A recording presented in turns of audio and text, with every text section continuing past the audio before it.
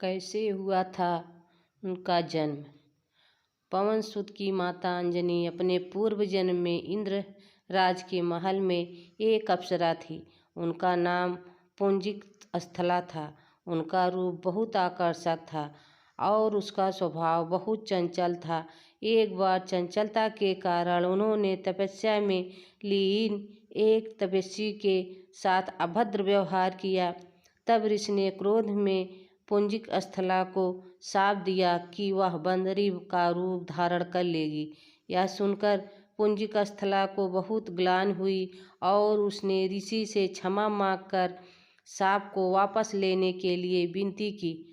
तब ऋषि ने दया भाव से कहा कि तुम्हारा वानर रूप भी परम तेजस्वी होगा और तुम एक कीर्तिवान और तेजस्वी पुत्र को जन्म दोगी।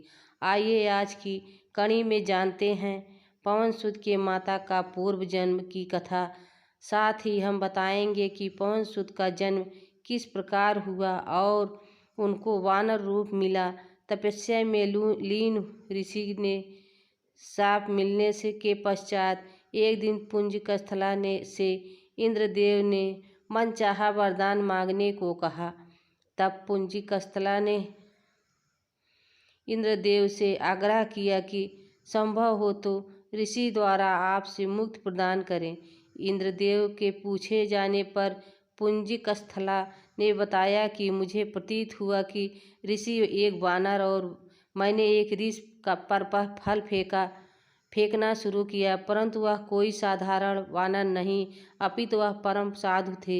मेरे द्वारा तपस्या भंग होने के कारण उन्होंने मुझे शाप दे दिया कि जब भी मुझे किसी से प्रेम होगा तब मैं वानर का रूप धारण कर लूँगी। मेरा ऐसा रूप होने के बाद भी उस व्यक्ति का प्रेम कम नहीं होगा। इंद्रदेव ने पूरा वृत्तांत सुनने के पश्चात कहा कि तुम्हें धरती पर जाकर निवास करना होगा। वहाँ जाकर तुम्हें एक राजकुमार से प्रेम होगा, वही तुम्हारा पति बनेगा। विवाह के पश्चात तुम शिव के अवतार को जन्म दोगी और इसके पश्चात तुम्हें शाप से मुक्ति मिल जाएगी। इंद्र के वचन सुनकर पुंजिक स्थला अपने अंजनी के रूप में धरती पर निवास करने लगी। एक बार जंगल में एक युवक को देखा और वह आकर्षित हो गई। जैसे ही उस युवक ने अंजनी को देखा, अंजनी का चेहरा वानर का हो गया। अंजनी ने उस युवक से अपना चेहरा छुपाया। जब युवक उसके पास आया तो अंजनी ने कहा, मैं बहुत खूब बदसूरत हूँ। परंतु अंजनी ने उस युवक को देखा तो वह भी वानर रूप में ही था।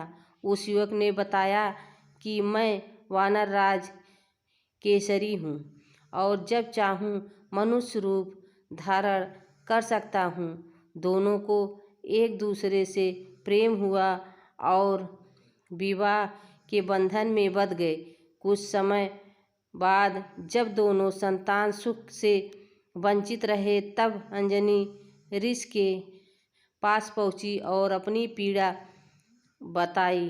तब मतंग ऋषि ने उन्हें नारायण पर्वत पर स्थित स्वामी तीर्थ पर जाकर 12 वर्ष उपवास करके तप करने के लिए कहा।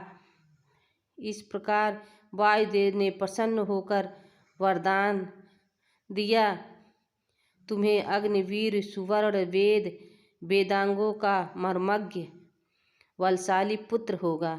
यह वरदान प्राप्त होने के पश्चात वे शिव जी की तपस्या करने लगी। तब शिव जी ने प्रसन्न होकर उनसे वरदान मांगने को कहा और फिर अंजनी ने ऋषि द्वारा शाप के बारे में बताते हुए कहा, इस श्राप से मुक्ति होने के लिए मुझे शिव जी के अवतार को जन्म देना है। हे महादेव, कृपया बाल रूप में मेरे कोख में जन्म ले। शिव जी ने अंजनी को आशीर्वाद दिया और उनके गर्भ पवन सुत के नाम से जन्म लिया।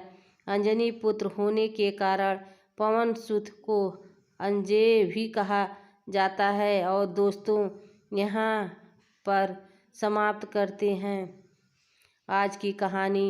और आशा करते हैं कि कहानी पसंद आई होगी। और दोस्तों, कहानी पसंद आई हो तो लाइक, शेयर और सब्सक्राइब ज़रूर करें। धन्यवाद।